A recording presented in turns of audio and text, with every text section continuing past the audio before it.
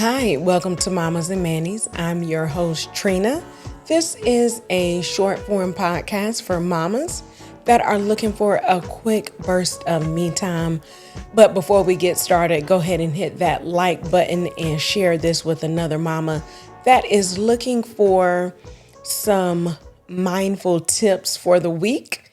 As always, we're going to get started with a motivational quote or mantra, however you want to look at it. I actually, for my Tuesday tea this week, I did a quote. I think I may have done it 2 weeks ago, but the quote is, I'm worthy. Again, that quote is, I am worthy. I think this is something you can't say enough to yourself. So, I am worthy is a great I am worthy, I'm getting tongue tied, is a great quote to take throughout the week, the month, and the rest of the year. But guess what time it is? It's mama time. This week's mama time is actually something I think that we should do at least once a month. If you can't do it once a month, at least once a quarter. And you may be able to do some things on a weekly basis. So just take these with stride, grab what you need or what you can do on a regular basis. And like I said, at least once a quarter, try to do a more extensive list. We are going to talk about mindfulness, and it can be a very powerful tool for mamas to make sure you are present in the moment. Definitely help to reduce stress that we all have as mamas and to really find moments of calm, relaxation in the midst of chaos in a daily life, like getting kids ready for school, ready for bath, doing homework, all the things that comes with being a mama. If you have younger kids, it's everything, potty training, learning how to walk, cleaning up, nap time, everything. So hopefully this list of mindful techniques will help you make it through the day, week, the month, just the hour sometimes if it's real crazy. So we have talked about this in the past. We just talked about it a few episodes ago. Breathing exercises, really to help you take a few moments or even a few minutes to really reset yourself and refocus on your breath. Are you holding your breath? I know sometimes that happens and we really don't know that we're doing that. But just to reset and understand, am I breathing in a natural pattern? Do I need to slow my breathing down? Like if you may be upset or stressed, do you need to take a step back and really think about what your breathing is like? That way you can really feel your breath and slow yourself down. Number two really ties into breathing techniques or breathing exercises is a body scan. So it says take a few minutes. You can do it in the morning, like during lunch break or right before you go to bed. I think these are good times to do a body scan. Take a few moments, start from the top, go all the way down to your toes and really scan to see if you have any discomfort.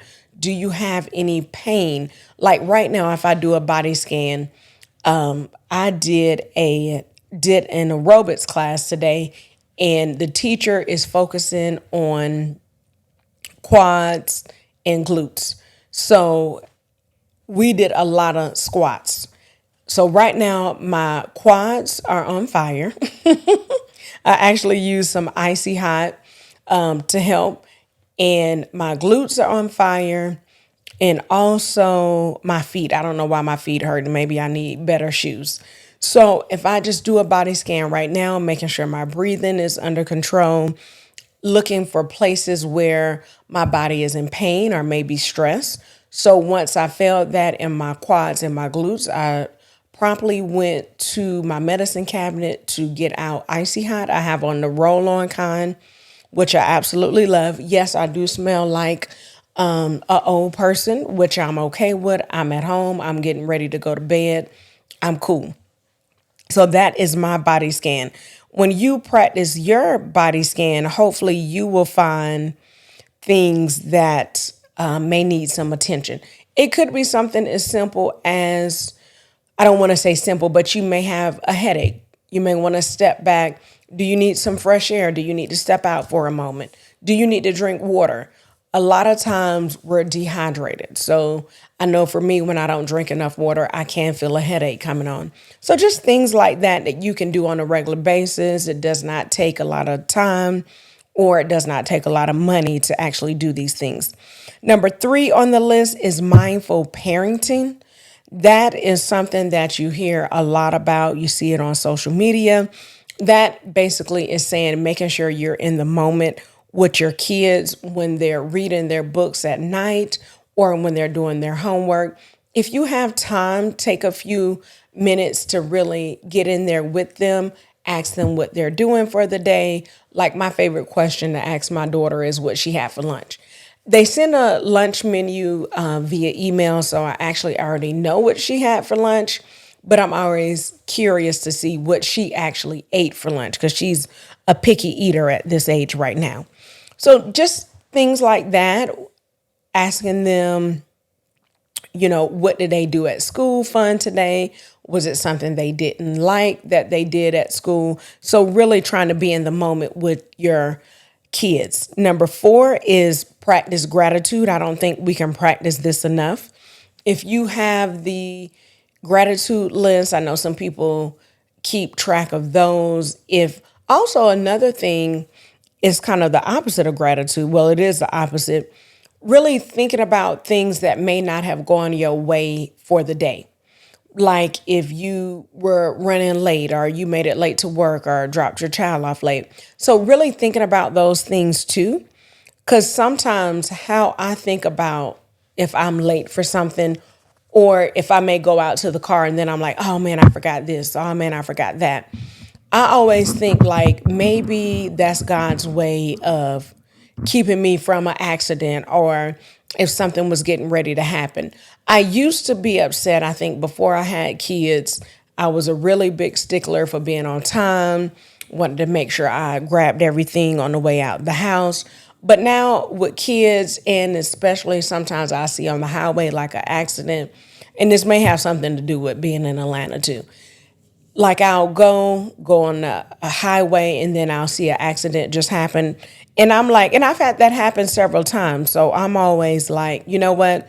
Maybe that was God's way of reminding me, hey, guess what? You missed that accident or you didn't have to be in that big of a hurry. Next up on the list is mindful movement. So, mindful movement to me, that can be anything like if you practice yoga, Pilates, or something like that. Or even for me, I like mindful movement for me is spin class. I'm actually going to spin class in the morning. And I really like spin class because that helps me to get lost in the music that they're playing. And it also helps me to focus on what I'm trying to do. Making sure I'm actually spinning. If we're supposed to be spinning fast, if we're supposed to be spinning slow, I can actually think about what I'm doing. Also, just lifting weights or going to the gym in general is another great way to practice mindful movement. If you don't have a gym membership, of course, you can always take short walks. You can walk around your backyard, walk up and down your driveway. Me and my husband was just talking about, we used to have a neighbor that used to walk up and down the driveway just to get steps in, just to get exercise, to be out, smell the fresh air. So think about that. And also mindful movement could be if you're at work, just stretching. That could be if you sit down all day at a desk, getting up every hour, maybe for 5 or 10 minutes, stretching your legs, stretching your arms, really moving your body. Next up on the list, and I think this is always a great one, and this is going to be the last one, is mindful eating, especially with winter. Oh, well, you know what? Spring is coming up. I just thought about it. I was going to say with winter winding down, spring is actually here now. So it's gone. Winter's gone, thankfully.